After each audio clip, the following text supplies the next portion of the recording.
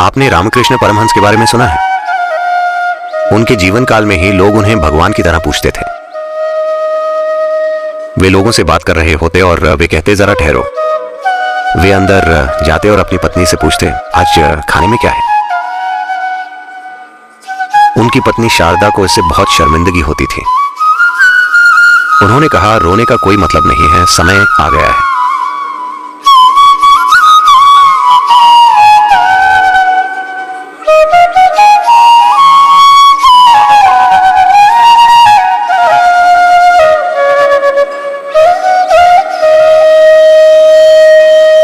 क्योंकि वे बुरे डिजाइनर के ग्राहक नहीं बनना चाहते।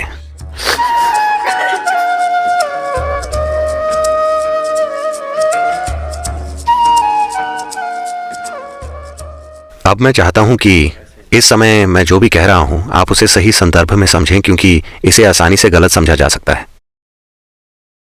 आत्मज्ञान क्या है?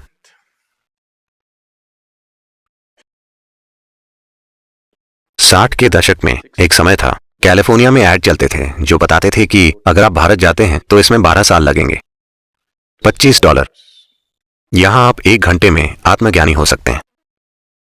ऐसे ऐड चलते थे जहां आपको बस हेडफोन पहनने होते थे, फैंसी दिखने वाले चश्मे पहनने होते थे और वे आपको कुछ खिलाएंगे भी। इन सब से आपको एक मनोविकारी अनुभव होता था। तो लोग विज्ञापन देते थे। तो आत्मज्ञान है क्या? हम बार बार ये कह रहे हैं, असतोमा सद्गमय, असतोमा सद्गमय। इसका मतलब ये है कि हम खुद को जगाने की कोशिश कर रहे हैं कि मैं असत्य से सत्य की ओर जाना चाहता हूं।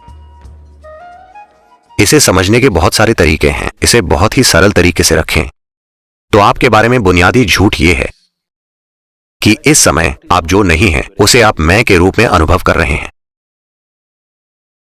यह धरती का एक टुकड़ा है, हमने बार बार यह कहा है, पर इस समय आप इसे मैं के रूप में अनुभव कर रहे हैं। यह एक झूठ है ना? अगर मैं सोफे को मैं समझूं तो निश्चित रूप से मुझे डॉक्टर की जरूरत होगी, है ना? हाँ या ना? तो अगर आपको लगता है मैं ये लोटा हूं तो आपको जरूर कोई परेशानी है ना? इलाज की जरूरत है या नहीं? Yes. अगर मुझे लगता है कि मैं एक पात्र हूं तो मुझे इलाज की जरूरत है, पर मेरा शरीर, इसे भी इस धरती से निकाला गया है। ये भी इसी धरती से निकाला गया था। हाँ, ये भी धरती का एक टुकड़ा है और ये भी धरती का ही टुकड़ा है ना? अगर मैं सोच सकता हूं कि ये मैं हूं तो मैं ये क्यों नहीं सोच सकता कि ये मैं हूं? ऐसा लगता है कि मेरा दिमाग कुछ अलग है। अच्छा है ना? ऐसा दिमाग मदद करेगा, पर निश्चित रूप से ये पागलपन है ना? मेरा ये होना पक्का पागलपन है। कृपया इसे देखिए, मेरा ये होना, क्या यह पागलपन नहीं है? आपकी सुविधा केवल यही है कि हर कोई ऐसा है। हाँ, पागल खाने में ऐसा ही होता है, ऐसा ही होता है। सिर्फ इसलिए कि हर कोई आपकी तरह है, इससे ये चीज सही नहीं हो जाती। मैं जानता हूं कि हम एक लोकतांत्रिक देश हैं, बहुमत राज करता है, जो भी बहुमत कहता है वो सच बन जाता है, पर अस्तित्व में ऐसे काम नहीं चलता। जो है वो है, जो नहीं है वो नहीं है, बस यही।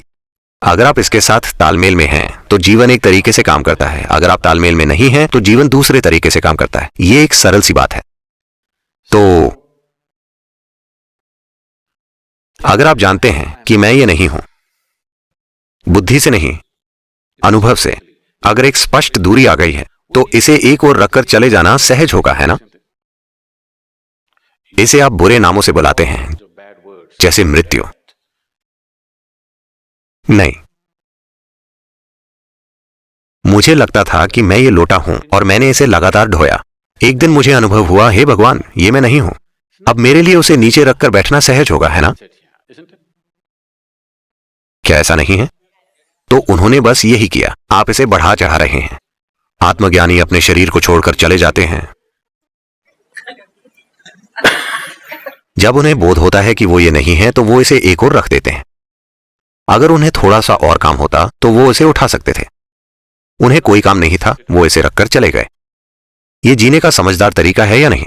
अगर आपको इस लोटे से काम है तो आप इसे हर कहीं ढोएंगे। कोई काम नहीं है तो आप इसे यहीं छोड़ देंगे। इसलिए जब आत्मज्ञान होता है तो 90% ऐसा होता है कि आत्मज्ञान और शरीर छोड़ना एक ही समय पर होता है।